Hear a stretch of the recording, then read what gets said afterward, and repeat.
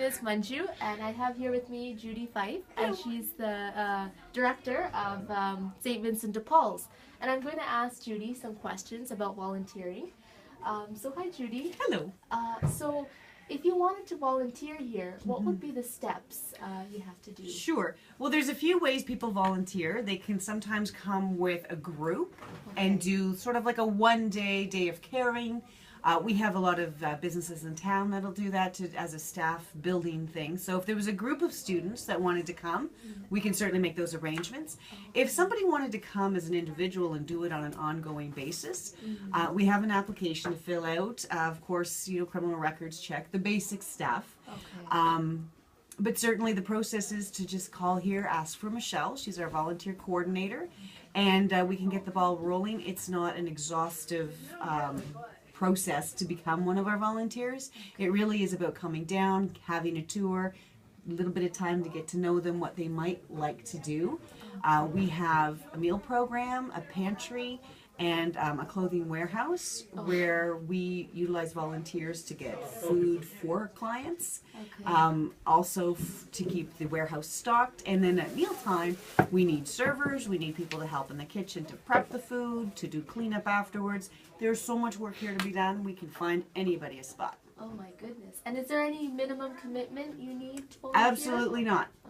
We are so flexible, not me personally, but as an agency, we are so flexible, we can accommodate pretty much anybody's schedule. The only tricky thing is we're Monday to Friday from 9, well, volunteers can start at 8, 8 till 1. So that could be a bit of a conflict with school, but if again there was a group that wanted to come for one time, I would adjust that and make an opportunity for an afternoon.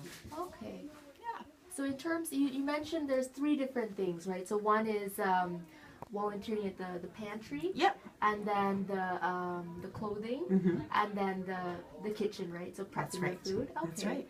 Yeah, that's really what we do here. We're not a complicated agency. What we offer is very straightforward. A hot meal Monday to Friday. We serve at 11:30 in the morning till 12:30. We are serving a lot more people than we used to, so we always need more help.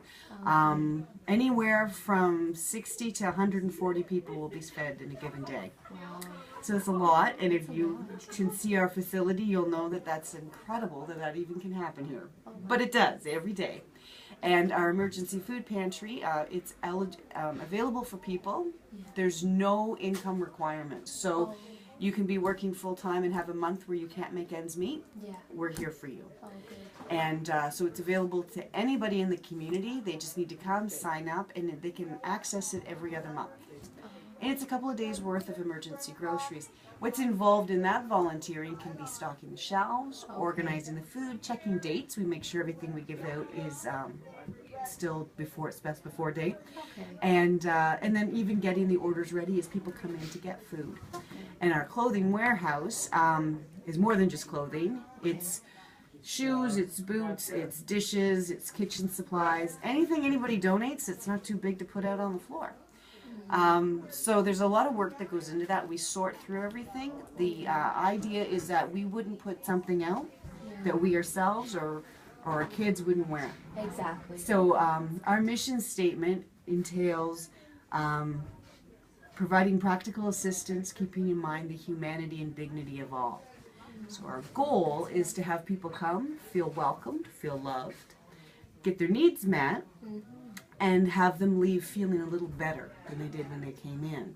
And offering them a good, nutritious meal. So people come and sit down and are served as opposed to stand in line with a tray. It's a big deal. There's dignity in being served. The clothing, it has to be in good shape. No stains, no missing buttons, no holes. Unless it's jeans for teenagers, because they will buy them with holes. We make that exception. Other than that, we have a pretty high standard because we want people, as they're going through perhaps a period of time where they're living in poverty, to not have to look like they're living in poverty. When you can remove that and they feel good about how they're presenting themselves, that makes a big difference into how somebody experiences that particular crisis. So there you go. So would you say are there any benefits to volunteering here? Oh my goodness. You get to hang out with our wonderful people here. And honestly, I will say, as somebody who works here, coming in here and marinating in the joyous, happy people that serve here, it's incredible. It's a gift. If I didn't have a mortgage payment, I wouldn't need to be paid. Yes. However, so there's a real bonus, and I will tell you, many of our clients, after coming for a while, will want to be part of that. Oh, good. And we will see people, even their posture will change. They come in feeling low, feeling in crisis, feeling depressed, maybe even ashamed, because poverty has shame attached to it. But when they start to volunteer and go from being receiving to giving, posture changes, head raises up, eyes sparkle, smile appears. And that's the transformation that can happen when you volunteer. Oh, wonderful.